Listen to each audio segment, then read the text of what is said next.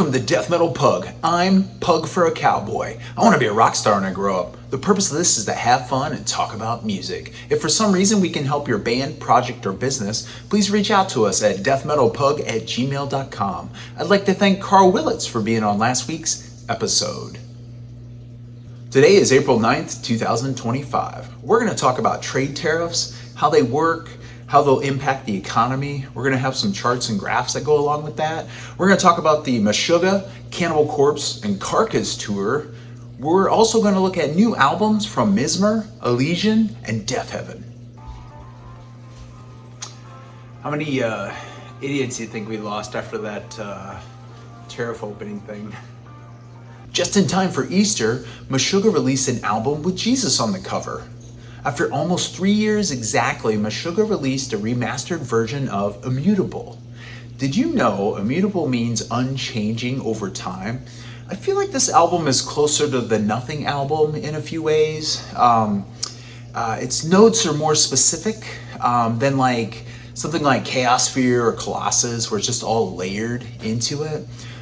Also, it's awesome broken up into chunks, just like the Nothing album. So like if 70-minute albums are tough, right? So find a way to break it up.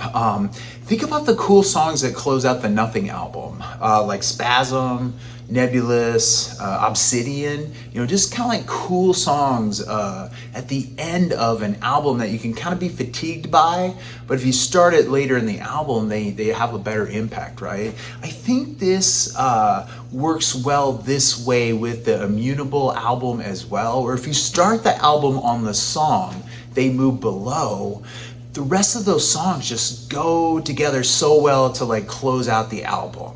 Kaleidoscope's got these fat notes that just blob out. The instrumental, Black Cathedral, just with the kind of like cool guitars, kind of tremoloed guitars that just 2 minutes of just like this awesome little like instrumental track.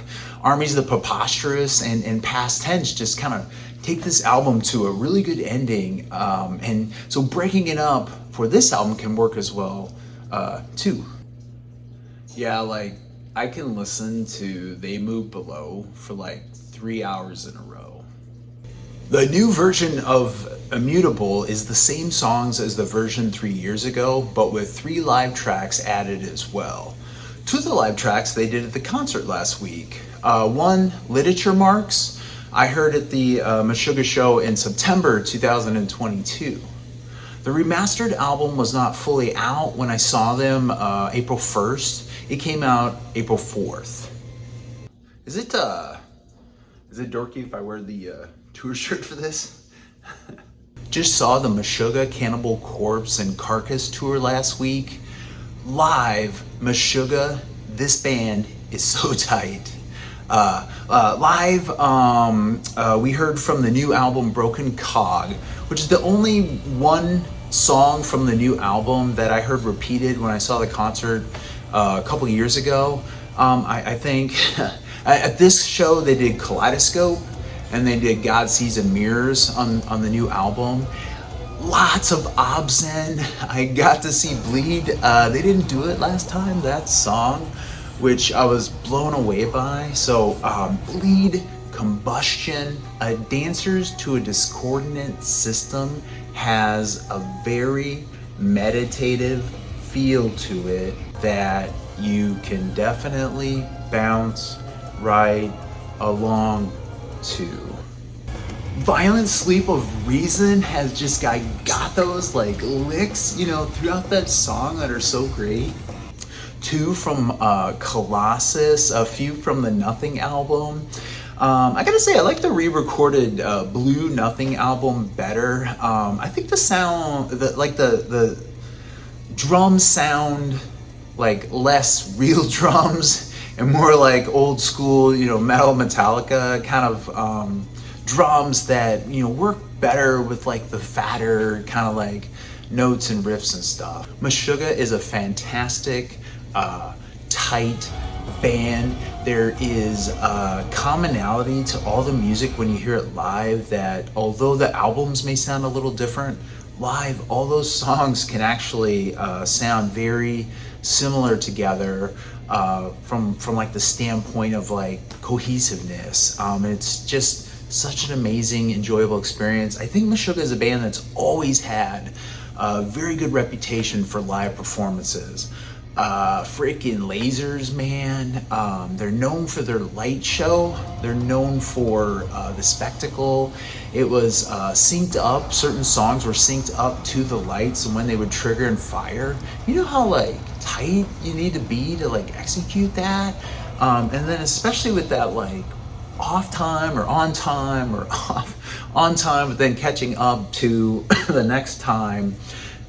For it, like how, you know, they can kind of do that is just amazing. It really is. Cannibal Corpse, oh my gosh, it is a machine. What else can you call probably the best death metal band of all time? It is just amazing. The new song, Summoned for Sacrifice, off of the new album is good. It is good live. Just that chorus with those words, "Saw that for sacrifice." It just, you know, hearing Corpse Grinder built that out. Amazing. The standard 3 classics at the end that you would know.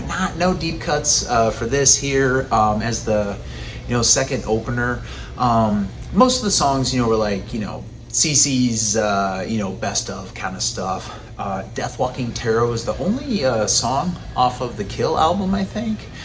Inhumane Harvest is great. That's the one they took off of the album just prior to this one. It opened up with Scourge of Iron, and it's just doing, you know, after the first kind of speedy part, doing the slow chugging, and Corpse Grinder is just banging his head the whole time during that with authority. If you have not seen this miracle of nature, take it upon yourself to go check it out. There's always a little bit of a slightly different vibe at any Cannibal Corpse show. This was a little restrained because the fact that they were, you know, opening, so to speak. If they're headlining, you will get just an overall tenser kind of crowd, tougher kind of individual. It's tricky in the pit with CC. So go see it. They're amazing. They just, you know, did their thing during the tour, and it was awesome again. If you think about all 3 of the bands at this concert, you think about Meshuggah, you think about Cannibal Corpse, and you think about Carcass. 3 out of 3 all-time greats. How did anybody miss this show? Just an amazing tour package. Carcass is one of the greatest death metal bands of all time, objectively. To see these legends again is a true honor. That night's set featured a lot from Necroticism / Tools of the Trade era, you know, which those songs kind of stuck with me the most coming from that night. Huge, big songs from Heartwork, the Buried Dreams, No Love Lost, and of course Heartwork itself. You know, they don't appear to be on top of their game like they used to. Walker's vocals, a little less raspy, a bit more like growly, shouty kind of thing. Drums seemed a little off to me. It sounded too mic'd up, to be honest with you, and a tad like too loud in the mix. Like the drums were really hitting, popping out loud. I mean, all this amounted to like an 8 out of 10 instead of their normal like 10 out of 10 every time ever. You know, don't think I am hating on this band at all. I have a deep personal connection to this band's music. Heartwork in high school was a huge album for me. It cracked open a ton of extreme music. Bill Steer is as smooth as butter. Dressed in his timeless 1972 plain shirt and bell bottoms, he tried to, you know, keep it fun by making his fantastic guitar work look like it was super easy and possible. Is there anybody more underappreciated in metal guitar than Bill Steer? He's so good. Napalm Death, Grindcore, Necroticism, Heartwork, Surgical Steel. It is all amazing. In my lifetime, I didn't get to see Carcass until the Surgical Steel tours about 10, 11 years ago. I always wanted to, like, you know, see that band forever. And then this last time I saw them, I think it was the fourth time I've seen them. Caught them a lot on that Surgical Steel tour, because it's just such an honor to see them play. Carcass are one of the greatest metal bands ever. Mesmer and Hell released an album this week called Allegaeon. I'm not normally a huge crawling along, slow, doomy kind of guy, but Mesmer's one I liked. I like that album. A lot of time I hear like long, drawn out, like slow notes that are like purposeful. It reminds me of like being like a young guitar player, and you're just trying to get cool sounds and tone right in like a very methodical way, and you're like, and you're like, oh, you think that like sounds so cool, you know? But it's like really easy to play. So I you know, it's always like, that's how I hear a lot of like that heavy doom kind of metal, is like, it doesn't feel like they know how to play. And I've seen some stuff of this, Primitive Man and that, but a lot of it just as an album doesn't connect with me. Like, I like more the energy and speed part of it. This album here, Allegaeon, it could use more Mesmer and less Hell. I really only like the, you know, Mizmor's Prosaic album, you know, from even his, like, you know, collection of albums. The Pile of Rocks album, you ever hear that? It is so painfully slow. It is death doom, or because it's difficult to get through. And I'm like, hey, I'm in my car, I want to hear some like rock music. So some of this, it just doesn't go about like how I want to like continue on with my day. I do plan to see Mesmer with Dragged into Sunlight coming up next month. I think it's next month.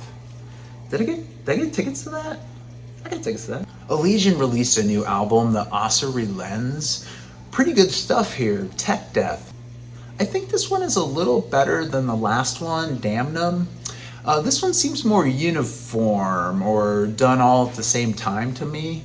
The song The Swarm is a rager, check that out. And the song Dark Matter Dynamics, interesting nod to dynamics within the song itself, which is a big part of this band. I've seen these guys multiple times as they've opened for a lot of groups over the years. When was that Metal Blade anniversary concert a while back? When was that? Whitechapel was there. Goat Horror, Cat Out of Cap were there. I remember the first three songs from Apoptosis. Those first two are on my Mow the Yard playlist. It's just like that playlist I listen to with a bunch of like rockin' songs that I don't want to hear now, that I do like, you know, chores around the house with. The old stuff from this band sounded like In Flames on steroids to me. The old past good In Flames, not the now new like bad In Flames. The Spanish guitars remain. You ever see like the Necra high-end like classical guitars used by like Spanish performers when the ladies do like the flamenco dancing? I saw that in real life in Spain in 2019. Those guitarists are like metal guys fucking shredding. It's like just the way they rock and use the strings and chords. Most of it is like crazy soloing. Check out the new Allegaeon album. Deafheaven are back, baby.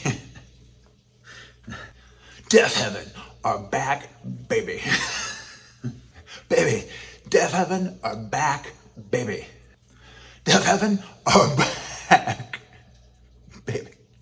Deafheaven are back, baby. I should have known it when I saw them touring with Gatecreeper. I thought that was like a mismatch in bands, but it makes a lot more sense now. Deafheaven are basically theater kids who listen to black metal. They elevated shoegaze black metal music on their excellent 2013 album Sunbather. How do people not like that album? I mean, especially the first 3 songs. They quit us the last album. I'm not forgetting that. You tried to do a boring style and it was met with the sound of nothing. The black metal is back, the shoegaze is back, and there's other stuff wedged in. This album is good. Hopefully the Infinite Granite experiment was a glitch and they will continue to make this beautifully ugly music.